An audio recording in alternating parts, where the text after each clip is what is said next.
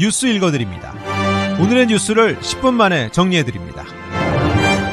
미셸 박스틸 의원이 3선에 나선 연방하원 캘리포니아 45지구 선거가 지난 11월 5일 투표 마감 후 개표가 시작된 지 무려 12일이 지났지만 여전히 50%대 50%의 사실상 완전 동률로 아직도 한치 앞을 알 수 없는 초접전 상황이 이어지고 있습니다. LA 및 오렌지 카운티 선거국에 따르면 17일 오후 5시 기준 연방하원 45지구의 개표율이 94%를 보이고 있는 가운데 미셸 박스틸 의원이 15만 2,945표, 상대인 데렉 트란 후보는 15만 2,981표를 받은 것으로 집계됐습니다. 득표율로는 정확히 50%씩 갈린 가운데 단 36표 차이로 미셸 박스틸 의원이 트란 후보에게 역전을 허용한 상태입니다. LA 데일리 뉴스는 이러한 초박빙 상황과 느린 개표 속도로 인해 승자 확정까지 수일에서 심할 경우 1주에서 2주가 더 걸릴 수 있다고 전했습니다. 도널드 트럼프 대통령 당선인이 국방부와 법무부 장관으로 파격, 발탁한 인사들의 성비위 의혹을 둘러싸고 논란이 확산하면서 트럼프 2기 내각 인선에 대한 논란이 커지고 있습니다. 국방장관으로 지명된 피트 헤그세스 폭스뉴스 진행자가 과거 성폭력 의혹으로 조사를 받은 뒤 비공개로 합의해줬다는 보도가 나온 가운데 맥 게이츠 법무장관 지명자의 발목을 잡아온 미성년자 성매수 의혹도 본격 재점화되고 있습니다. 이와 관련 MBC 방송은 공화당 내에서 맥 게이츠 법무부 장관 지명자 인준에 대한 반대 여론이 확산하고 있다고 보도했습니다. MBC 방송에 따르면 공화당 소속 상원 의원 52명 중 30명에 가까운 의원이 게이츠 지명자가 법무부를 이끌 자격이 없다고 보고 있으며 또한 공화당 지도부 내에서도 부정적인 의견이 적지 않은 것으로 전해졌습니다. 도널드 트럼프 대통령 당선인이 내년 1월 취임 직후 실시할 불법 이민자 대규모 추방 작전을 위해 국가 비상사태를 선포하고 군을 투입할 수 있다고 밝혔습니다. 트럼프 당선인은 오늘 자신이 만든 사회관계망 서비스 트루스 소셜에 새로 출범할 트럼프 행정부는 대규모 추방 프로그램을 통해 바이든 행정부의 불법 이민자 대규모 유입을 뒤집기 위해 국가 비상사태를 선언하고 군 자산을 사용할 준비가 됐다고 적은 글에 사실이라고 썼습니다. 앞서 트럼프 당선인은 후보 시절 대선에서 승리할 경우 취임 첫날 독재자가 되겠다며 불법 이민자 대규모 추방을 예고한 바 있습니다. 트럼프 당선인은 내년 1월 취임 직후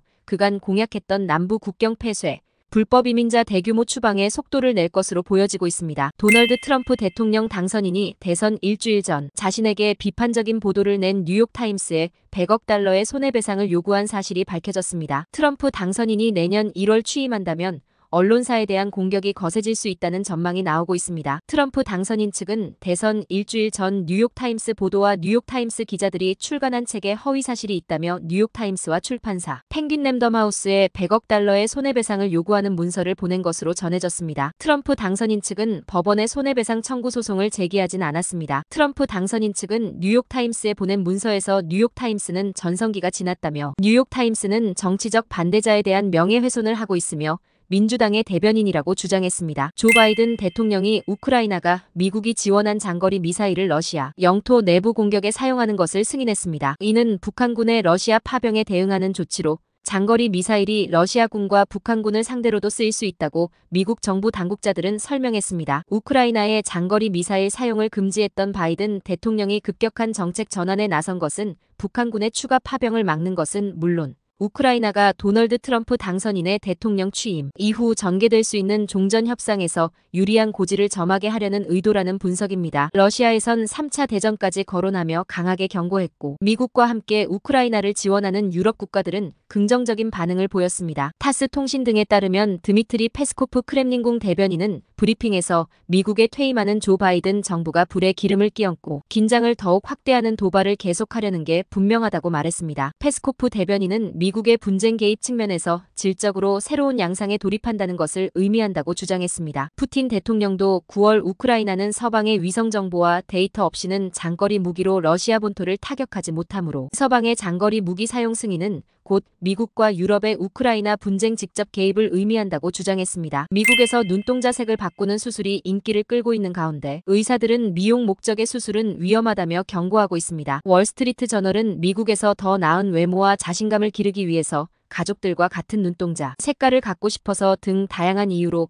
점점 많은 사람이 눈동자 색을 바꾸는 수술을 하고 있다고 보도했습니다. 하지만 전문가들은 각막 질환이 있는 환자에게는 시술에 따르는 위험보다 이점이 클 수 있지만 건강한 사람들에게는 그렇지 않다고 지적했습니다. 미국안과학회는 지난 1월 미용 목적의 각막색 소침착술이 시력을 잃을 수 있는 심각한 위험과 빛에 대한 민감성, 세균 또는 진균 감염 등 합병증을 초래할 수 있다고 경고했습니다. 한국 뉴스입니다. 명태균 씨가 검찰 조사에서 자신을 둘러싼 여러 의혹들에 대해 괴멸된 보수를 재건하기 위해 한 일이라고 진술한 것으로 파악됐습니다. 명 씨는 구속 전 검찰 조사에서는 왜 이런 일들을 벌였느냐는 질문에 지난 2020년 총선으로 괴멸된 보수를 재건하고 정권 교체를 위해서 한 일이라고 진술한 걸로 파악됐습니다. 명 씨는 다만 이 과정에서 자신이 먼저 컨설팅 명목으로 금전을 요구한 적은 한 번도 없다면서 자신에게 도움을 요청한 사람들에게 봉사한 거라고 억울함을 토로한 걸로 파악됐습니다. 하지만 검찰은 명 씨의 여론조사 조작 의혹에 대해서도 본격적인 수사에 착수했습니다. 여론조사 조작 등으로 유력 정치인들에게 접근해 영향력을 과시하고 이른바 공천 장사를 한 게 아닌지 확인하려는 걸로 풀이됩니다. 민주당이 이재명 대표에게 유죄를 선고한 사법부를 향해 비판을 이어갔습니다. 민주당 지도부에서는 1심 재판부를 향한 성토가 쏟아졌습니다. 이번 판결을 계기로 이른바 비명계의 보폭이 커질 거라는 관측이 나오는 가운데 이들을 겨냥한 견제성 발언도 나왔습니다. 당 안팎에서는 오는 25일 열리는 이 대표 위증교사 사건 1심 결과가 야권 지각 변동의 분수령이 될 것이라는 관측도 나오고 있습니다. 끝으로 날씨입니다. 남부 캘리포니아 지역 오늘부터 기온 오르겠습니다. LA와 오렌지 카운티는 낮 최고 기온은 67도,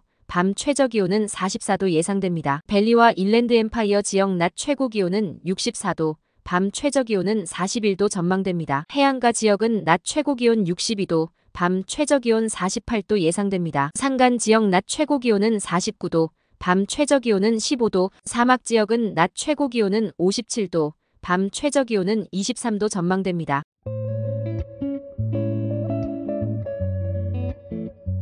오늘의 뉴스 읽어드렸습니다. 고맙습니다.